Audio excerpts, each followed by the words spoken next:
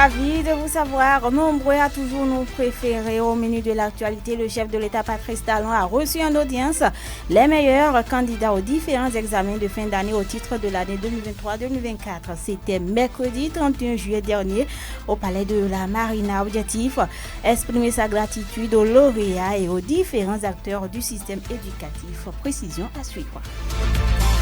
Pendant ce temps, longtemps dénoncé par les populations de Malanville et commerçants sur nos tranches de grogne matinale, l'autorité communale a brisé le silence. Le maire Guy Damigado, dans son discours de la célébration du 64e anniversaire de notre indépendance, s'est prononcé sur le rançonnement et tracasseries que subissent ses administrés au niveau des postes de contrôle de la douane installés ici à Malanville. Vous le suivrez dans ce 13h. Vous suivrez également la finale des différentes compétitions organisées par le Conseil communal dans le cadre des 64 ans de notre accession à la souveraineté nationale et internationale. Dans cette édition et à la boucle, ce sera la revue de presse nationale de Luc Monouchiou. Bonjour et bienvenue à tous. Sota Midi Magazine, le point de l'actualité de la journée sur ta radio. Sota FM, c'est maintenant et tout de suite. Après la délibération des différents résultats des examens de fin d'année, les meilleurs candidats ont été reçus en audience par le chef de l'État, Patrice Talon, accompagnés de leurs parents et quelques acteurs du système éducatif. Les lauréats au Palais de la Marina ont reçu ce mercredi 31 juillet 2024 les félicitations du président de la République. Une occasion pour les enfants de remercier aussi tous les efforts et réformes entrepris dans le secteur de l'éducation au Bénin. Je suis beaucoup honorée d'être là aujourd'hui. C'est nous tous au fait, nous les petits ainsi que les grands, d'être ici avec son Excellence le Président. Oui, nous avons enduré une année peut-être difficile, mais aujourd'hui nous sommes là pour nous réjouir ensemble. Nous sommes les lauréats du Bénin. Nous sommes tous honorés. Nous sommes honorés d'être là, car c'est une chance pour nous. Ce n'est pas n'importe qui peut venir ici. Patrice Talon, rempli de joie, a invité tous les enfants du Bénin à œuvrer pour être une fierté pour leur pays. Pour le chef de l'État, la nouvelle génération est la relève de demain. Je vous invite à suivre un extrait de ses propos. Pour que le Bénin soit comme les États-Unis, la France, la Chine, le Japon, l'Italie, ce sera vous. Ce que nous on fait actuellement, c'est travailler pour que quand vous serez grand, vous ayez tous les instruments, toute votre capacité. Chacun dans ce qu'il sait faire, qu'il soit artisan, qu'il soit musicien, qu'il soit artiste, qu'il soit ingénieur, qu'il soit médecin, qu'il soit aviateur ou qu'il soit enseignant, qu'il soit cuisinier, que chacun contribue à faire du Bénin un pays peut-être plus développé que les États-Unis, plus développé que la France, plus développé que la Chine. C'est notre foi, notre espérance. Et c'est pour ça que, autant vous êtes notre préoccupation, vous nous motivez et vous êtes notre espérance, notre espoir. Ce que nous allons demander à Dieu est de nous accorder longue vie, nous accorder la santé pour qu'on voit un pays développé par vous, les enfants. Ce que nous, on n'a pas réussi. Là où le temps ne nous a pas permis de faire de grandes choses, de faire que notre pays soit le meilleur du monde, nous avons l'espoir que vous allez parvenir à le faire. Et le chef de l'État n'a pas manqué de décerner par la même occasion un satisfecit à tous les acteurs du système éducatif de notre pays. Patrice Talon se veut plus précis. Le Bénin est un pays qui doucement essaye de rattraper son retard pour apporter davantage de bien-être à ses enfants, c'est-à-dire aux concitoyens béninois, béninoises. On vient de loin. Notre pays est encore un pays pauvre. Nous sommes un pays qui ne parvient pas encore à satisfaire les besoins de tout le monde en termes d'éducation, en termes de santé, en termes de travail. On est encore loin. Mais nous savons que le Bénin est sur le bon chemin. Nous voyons combien le pays se transforme doucement. Nous voyons combien l'école fonctionne mieux, qu'il n'y a plus de grève comme avant. Ils sont dans des conditions de travail difficiles. Mais malgré ça, on voit combien l'école va mieux au Bénin. L'école se porte mieux au Bénin. Donc, je voudrais faire ce petit arrêt pour que, en votre nom, à vous tous, je leur adresse les félicitations de la République. Je leur adresse la fierté de la République pour ce qu'ils font. Parce que ce n'est pas seulement vous qui êtes les meilleurs. Tous les enfants du Bénin qui progressent année après année, qui avancent. Certains parmi les meilleurs, certains moyens, certains de manière un peu plus difficile.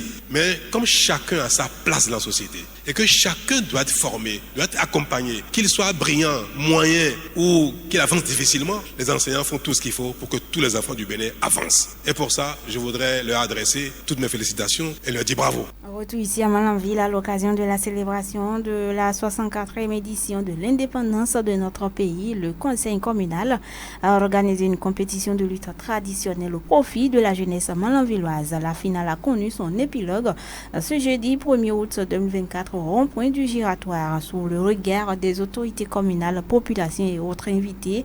Cette compétition qui est à sa dernière étape a opposé Abdoul Baki Siakou, lutteur de l'arrondissement de Guéné, à son adversaire venu de l'arrondissement de Madekali au nom de Souleymane Taïrou. Pour l'autorité communale, l'événement vise à renforcer une fois encore le vivre ensemble et la cohésion sociale entre les différentes communautés. Guy Damingado, qu'on écoute.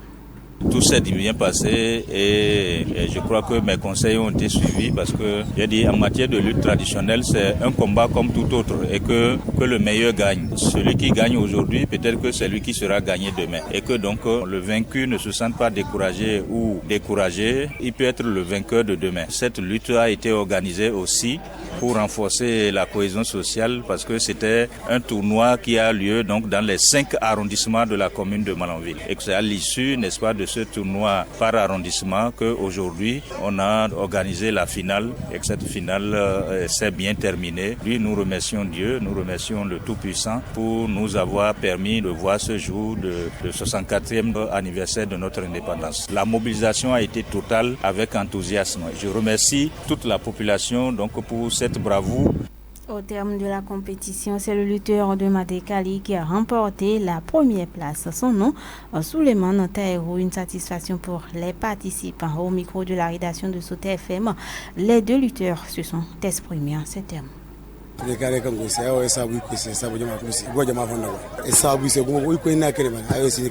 Nous disons merci aux organisateurs. Merci pour cette finale.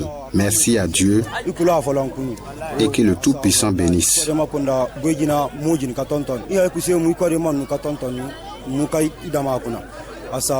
Je voulais annoncer dans les titres, la douane béninoise est au cœur d'une polémique ici à Malanville. Le phénomène de rançonnement dans la commune est longtemps dénoncé par les populations et commerçants dans nos différentes tranches de grogne matinale. Face à ces plaintes de ses administrés, le maire de la commune de Malanville brise le silence.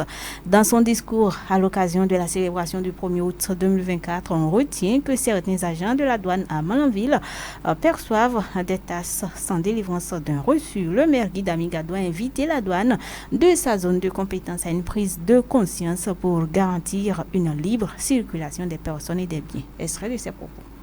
C'est vrai, nous travaillons avec les forces de sécurité et de défense, nous travaillons avec la douane, nous travaillons avec les marins. C'est un appel vibrant que je lance. Il faudra qu'il y ait moins de tracasseries parce que nos populations souffrent. De temps en temps, je sors, je prends le véhicule, j'essaie de parcourir, je vois à quelle tracasserie nos populations sont soumises. Je voudrais ici et maintenant exhorter donc ou inviter donc le gouvernement, demander au gouvernement de prendre les dispositions pour que Malanville soit, disons, une partie à part entière du Bénin et non une partie entièrement à part du Bénin. Je voudrais à cet égard demander qu'au niveau de la rizerie, le poste de douane qui est installé là, à des moments donnés, je vais par la sensibilisation, l'information, l'orientation. Parce que toute décision que le gouvernement prend est travestie. Travestie parce que chacun met en application cette décision-là selon le bout ou le côté qui l'arrange. Vous arrivez là-bas, vous chargez de maïs à Guinée, vous arrivez là-bas, vous êtes obligé systématiquement de payer. Et vous payez sans reçu. Ça, je le témoigne. Vous payez sans reçu. Mes chers amis douaniers, mes chers parents douaniers, je crois qu'il est le temps que nous desserrions donc cet étau pour que réellement nos populations se sentent fiers d'être béninois, d'être béninoises. L'autorité communale est revenue une fois encore sur les impacts de la fermeture de la frontière bénino-nigérienne sur le quotidien des Malanvillois. Guy Damingado plaide pour la réouverture du corridor Bodjakali-Iloa-Nigeria. En tant que président de l'espace d'Indiganda, Niger, Nigeria, Bénin, je constate avec amertume que de plus en plus, la fermeture de cette frontière est en train d'amener les populations à avoir une certaine méfiance. Et il ne faut pas que cette situation-là dure au point de passer de la situation de méfiance à une situation de haine ou à une situation d'affrontement. Nous ne sommes pas contre le corridor Kandi-Sebana-Nigeria, mais le corridor naturel et qui est le premier, c'est le corridor Bodjekali-Iloa-Nigeria. Et je souhaiterais que ce corridor soit ouvert parce que c'est l'ouverture de ce corridor qui fera que donc la clientèle du Nigeria peut fréquenter notre marché, le marché international de Malanville. Parce qu'avec la fermeture du côté du Niger, la circulation n'est pas possible. Cette clientèle est mise en quarantaine. Je voudrais demander au gouvernement de nous aider, de faire un programme spécial pour l'assainissement et la modernisation de la ville de Malanville. Et pendant ce temps, on ne choisit pas son voisin et tout arrive pour une raison donnée. Ce n'est pas moi qui le dis, c'est du moins ce que l'on retient des propos du coordinateur communal de l'Union économique monétaire ouest-africaine au poste de contrôle juste apposé PCJ de Malanville. Toussaint Philippe Seton évoque ici le rôle de l'institution sous-régionale qu'il représente dans la commune de Malanville. C'est une institution qui est dans la dynamique de rapprocher davantage les peuples, de faciliter davantage les échanges entre ces peuples, la circulation des biens, des personnes et de leurs moyens de transport. Le MOA, ces institutions existent de par la volonté des mêmes chefs d'État qui nous arrivent de critiquer de temps en temps. Donc tout ça pour dire que chacun dans sa position ne rêve que le bonheur des uns et des autres. Les peuples sont là, on ne choisit pas son voisin, on ne choisit pas son pays, on ne choisit pas sa famille. C'est Dieu qui vous dépose là où il estime le mieux pour votre mission terrestre pour laquelle il vous a envoyé sur terre. Notre source met l'accent sur la réouverture de la frontière entre le Bénin et le Niger pour le bonheur des deux peuples. Toussaint Philippe Seton, coordinateur communal de l'UEMOA au PCJ de Malanville, qu'on écoute. Malanville est beaucoup plus un marché qu'une ville, surtout l'arrondissement central, je veux dire. Malanville-Ville, beaucoup plus un carrefour d'échange qu'une ville administrative avec des activités. Et c'est justement parce que c'est un gros lieu d'échange qu'on a pu bénéficier de ce joyau qui est le PCJ. Et donc ce que je peux souhaiter, c'est que Dieu, les membres de nos ancêtres et les hommes que nous sommes puissent prier davantage pour la réouverture de cette frontière. C'est ça qui va régler le problème de tout le monde. Si quelqu'un vend de l'eau à boire, c'est ça qui va régler son problème. Si quelqu'un nettoie les bureaux au PCJ, c'est ça qui va régler son problème. Si le Nigérien a l'habitude de vendre au marché de Malanville pour gagner sa vie et gérer sa famille, c'est tout ça qui va régler le problème des peuples. Donc, mon grand souhait, c'est la réouverture de cette frontière pour que les populations soient soulagées dans ce qu'elles subissent tous les jours. Mesdames et messieurs, on va installer les informations sportives sur Sota FM. Le sport dans son ensemble et avec toutes les disciplines, c'est sur Sota FM, la meilleure pour les informations sportives d'ici et d'ailleurs. Bruno Gakli, bonjour.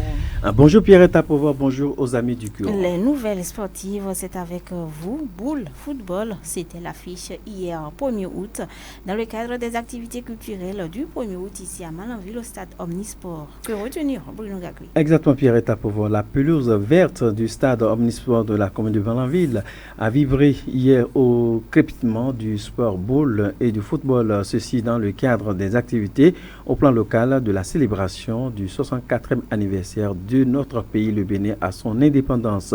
Déjà hier, à partir de 16h, les 3 tribunes du stade étaient occupées de supporters venus des arrondissements de Malanville pour vivre l'événement.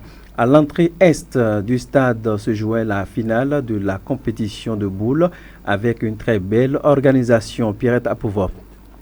Pour ce qui concerne le football, 2 équipes de la commune se sont croisées en choc des titans avec à l'affiche l'équipe de la commune de Malanville et l'adversaire, l'équipe de la commune de Garou.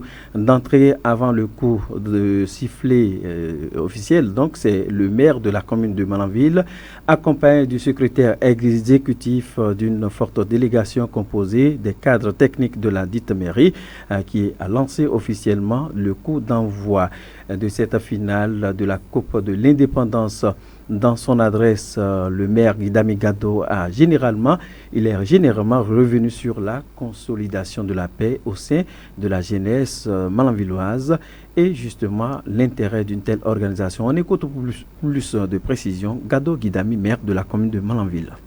Je suis convaincu qu'après le tournoi, tout ce qui s'est passé a montré qu'effectivement, il y a du sérieux, il y a la discipline sur le terrain. C'est ce que j'aime, le sérieux, la discipline, le respect de l'ordre. Ce terrain, c'est votre terrain, c'est le terrain à toute la jeunesse. Mais dans la discipline, nous allons utiliser ce terrain et chacun aura son compte. Je souhaiterais qu'au niveau du match, c'est-à-dire de football, qu'il y ait le sérieux et qu'il y ait le fair play, c'est-à-dire faire en sorte que le vainqueur aujourd'hui, il peut être le vaincu de demain. C'est comme ça la vie, la roue tourne. En tant que jeune, tel que je lis dans vos visages, que vous soyez des modèles, les porte-paroles de notre chère commune, la commune de Malanville. Jeunesse, organisez-vous, faites en sorte que vous puissiez prendre la relève et la bonne relève. La relève de qualité, c'est très important.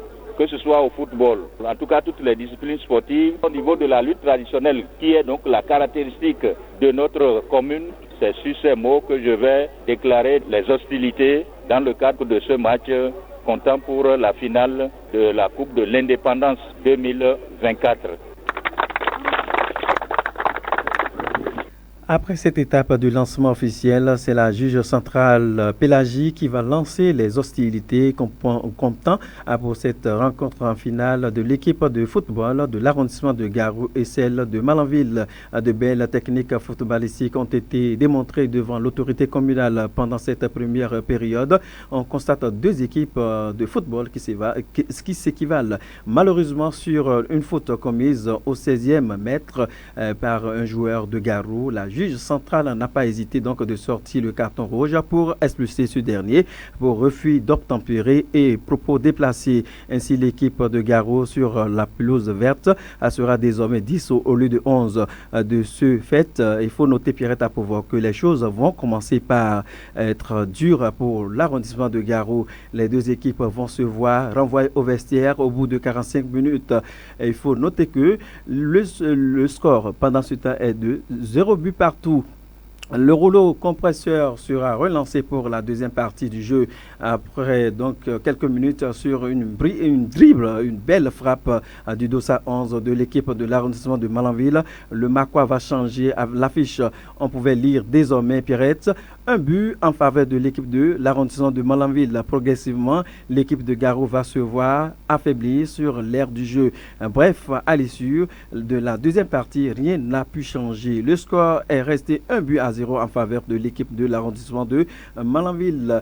Il faut noter que là, donc, c'est l'équipe de l'arrondissement de Malanville qui emporte la Coupe de l'Indépendance. Je vous invite à suivre l'impression après match du capitaine de l'équipe victorieuse. L'homme a pour nom Vivien Boni. Mes impressions, c'est que tout d'abord, je remercie Dieu et je remercie nos coéquipiers qui nous ont aidés à remporter cette tournoi parce que c'est une compétition très très importante.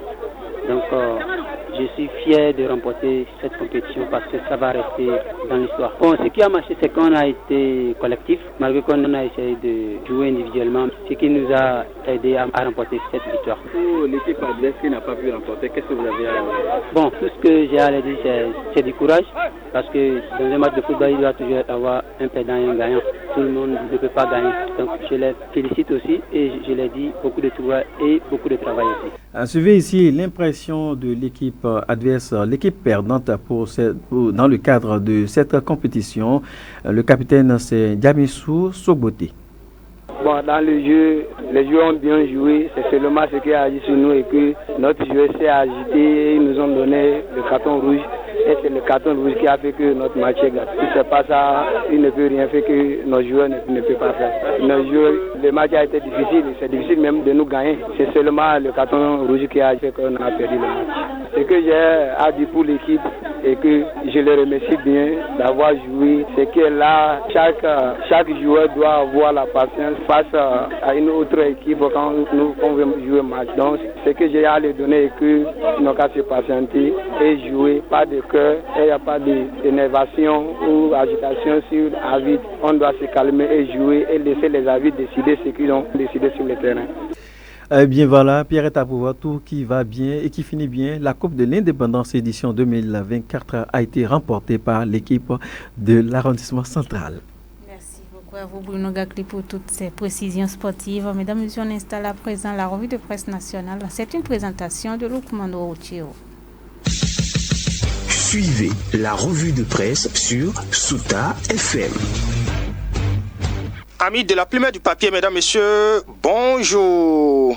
Le Bénin a célébré hier jeudi 1er août le 64e anniversaire de son indépendance. Ce vendredi, les journaux rapportent et commentent les temps forts de cet événement. Fraternité le matinal, Dynamise Info, Quotidien l'Observateur, Daibi Info, Info Matin, le Télégramme, Soleil Levant, le Pays émergent, sans oublier Matin Libre, le Canard du Nord et la Boussole soulignent que l'anniversaire, le 64e de la cession du Bénin à la souveraineté nationale et internationale a été commémoré. Simple, beau et discipliné, admis d'entre fraternités qui partagent les populations entre engouement et enchantement. Une célébration sous le signe d'importants défis sécuritaires retient en manchette le matinal, mais également le Télégramme qui dresse les temps forts du défilé. Le journal décerne une mention spéciale pour les troupes du Nigeria et de la Belgique. Oui, note aussi la Boussole, à l'occasion de la 64e célébration de l'indépendance du Bénin, l'armée nigériane a brillamment participé au défilé. Cela témoigne du bon voisinage entre le Bénin et le Nigeria, déduisent la Boussole et Dynamise Info, renchérie par le Canada du Nord pour lequel ce fut une belle célébration avec un défilé spectaculaire dans un beau cadre à Cotonou. Cependant, observe la Nouvelle Tribune, outre quelques couacs, le bain de foule que le chef de l'État Patrice Talon s'est offert ne s'est pas déroulé comme prévu. La publication fait constater un bain de foule raté de Talon. Donc, Patrice Talon a pris goût de la chose pour faire pratiquement le tour de la place de l'Amazone pour des poignées de main, commente Dynamise Info qui relève que c'est pourtant une posture reprochée à l'ancien chef de l'État Boni Yayi par des acteurs de la rupture. Alors le reproche à Yayi fait-il désormais école chez Talon, s'interroge mon confrère. Par ailleurs, informe la Nouvelle Tribune, Boni Yayi et Nusufo Soglo n'étaient pas présents à la célébration. Les deux anciens chefs d'État ont été finalement absents, note le journal. Oui, confirme le Télégramme, Boni Yayi et Nusufo Soglo étaient absents aux festivités officielles. À en croire le journal, Nusufo Soglo a fait un malaise alors qu'il s'apprêtait à se rendre à la place de l'indépendance d'après la SRTB. SORTB. Selon les faits décrits par le média, suite à ce malaise de Nusufo Soglo, l'ex-président Boni Yayi, avec qui il devrait aller aux manifestations sur le boulevard de la Marina, s'est rendu automatiquement à son chevet. C'est ce qui justifie, déduisent mes confrères, l'absence des deux anciens chefs d'État béninois, Boni Yayi et Nusufo Soglo. Alors, écrit Dynamise Info, 1er août avec Soglo et Yayi, Talon n'aura pas eu ce privilège. Une absence remarquable des anciens présidents de la République, c'est ce qui manquait pour que la fête soit véritablement belle, estime le pays émergent qui pense que les Béninois sont restés sur les fins. Et au-delà de Cotonou, le Canada du Nord rapporte les échos de la fête à Malanville, Parakou, Niki, Kalalé, Abomey et Porto-Novo. Il y a eu aussi, informe Daibi Info, Savek qui a célébré l'événement avec faste, mais déplore la publication, boycott a fêté dans les caniveaux bouchés. Sans commentaire ainsi dans le reste, il s'est tenu mercredi le Conseil des ministres. La nomination par le président de la République d'un nouveau directeur général de l'agence NANIP qui retient l'attention du quotidien Le Télégramme. Selon le journal, Aristide Adjinakou est confirmé nouveau directeur général de l'ANIP. Le potentiel renseigne que cette nomination fait suite au limogeage du directeur général Pascal Niamounida après avoir constaté son incapacité à assurer sa mission. Le Béninois Aristide Adjinakou est nommé pour Russie, là où le Rwandais a échoué, titre en une la publication. Mais Pascal Niamounida, un limogeage ou une démission, interroge Dynamise Info qui termine qu'avec son départ désormais à la tête de l'ANIP, beaucoup veulent savoir qui de lui ou de l'exécutif a activé cette séparation. En attendant que mon confrère n'ait de réponse à sa préoccupation, mesdames et messieurs, on s'arrête ici dans l'espoir de nous retrouver très prochainement pour d'autres aventures. Fin de cette revue. Merci de m'avoir suivi. À très bientôt. C'était la revue de presse sur Souta FM.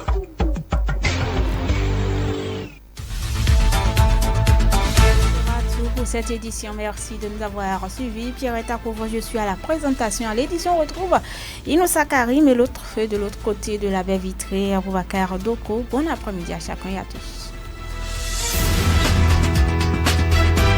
C'était Sota Midi Magazine, le rendez-vous informatif de la mi-journée sur Sota FM, la radio de l'espoir. Merci pour votre fidélité. Suivez la chronique en français facile sur Sota FM. La chronique en français facile sur Sota FM. Alassane Sani Bio.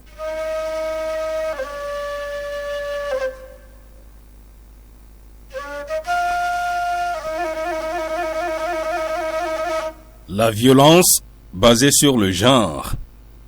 Nous sommes habitués à cette expression depuis des lustres, parce que les gouvernants et leurs partenaires en font depuis lors un sujet de préoccupation majeure. Quand vous posez un acte contre une personne en raison de son sexe, vous commettez ce type de violence. Et globalement, on a tendance à croire que ce sont les femmes seules qui subissent ce genre de violence, parce que ce sont elles que les hommes battent. Ce sont elles qu'on violente dans certaines circonstances. Ce sont elles qu'on harcèle. Dans certaines communautés, on ne leur donne pas la place qu'elles méritent sous prétexte qu'elles sont femmes. Elles sont parfois privées de toute activité liée à leur épanouissement et leur autonomisation. Les mineurs sont mariés. Elles sont contraintes de quitter les bancs. Bref, la liste est longue. Tout ça, c'est de la violence basée sur le genre. Mais ce n'est pas que ça. Les hommes aussi en sont autant victimes. Certains hommes sont sexuellement harcelés par des femmes. Même s'ils ne sont pas intéressés, ils subissent toute forme de pression. Mais ça, on n'en parle pas assez. Il y a des hommes mariés qui ne sont pas libres dans leur propre ménage. Ils sont tout le temps stressés parce qu'à moindre erreur, la femme allume le feu. L'homme ne peut jamais oser piper mot. On lui crache au visage toutes les insaletés. C'est la femme qui décide de tout. C'est elle qui établit le budget familial et contre le gré de son mari. Il doit déclarer toutes ses entrées journalières ou mensuelles. Dites que vous avez vu. Ce n'est pas une invention. Ça court les rues aujourd'hui. Sur n'importe quel sujet lié à leur vie, c'est elle qui a toujours le dernier mot. Elle devient la chef de famille, mais avec une main de fer. Il y a des hommes qui n'aiment pas vite rentrer quand ils quittent le boulot de peur des affres de leur épouse.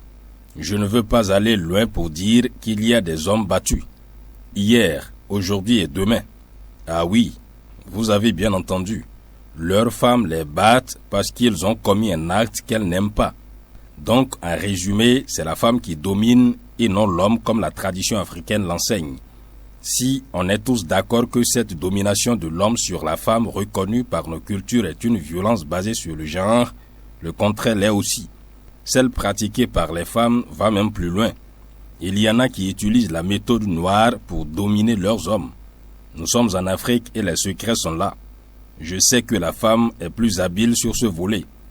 Il y en a qui tiennent leurs hommes par cette magie noire.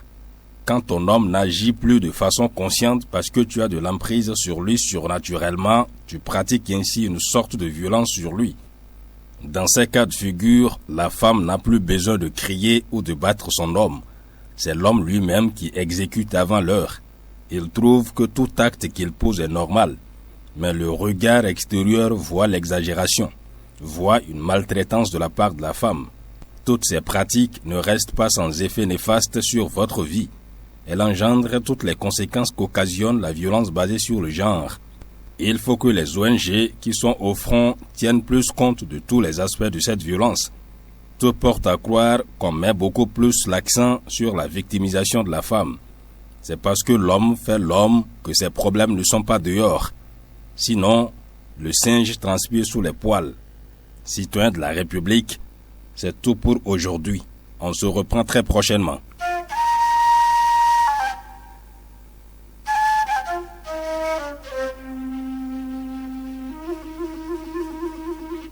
C'était la chronique en français facile sur Sota FM. Dans la Liborie, la différence a